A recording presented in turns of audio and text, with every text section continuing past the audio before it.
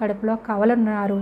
వాళ్ళిద్దరూ దెబ్బలాడుకుంటున్నారు. నేను ముందు వస్తానని దెబ్బలాడుకుంటున్నారు అని రెబ్కాకి చెప్తారు. చెప్పి ఏమంటున్నాడంటే, పెద్దవాడు చిన్నవాడికి దాసుడవుతాడు అంటున్నాడు. పెద్దవాడు ఏం చేస్తాడంట, చిన్నవాడికి దాసుడవుతాడంట. అంటే వాళ్ళు ఇంకా పుట్టారా? వాళ్ళు ఏమైనా పాపం చేశారా? ఏం చేయలేదు కదా, కడుపులోనే ఉన్నారు కదా.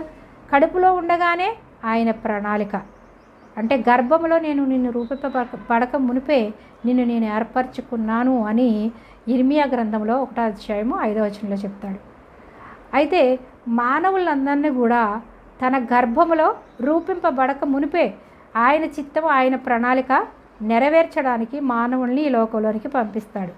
అయితే తల్లి గర్భంలో రెబ్కా కడుపులో ఎవరున్నారు?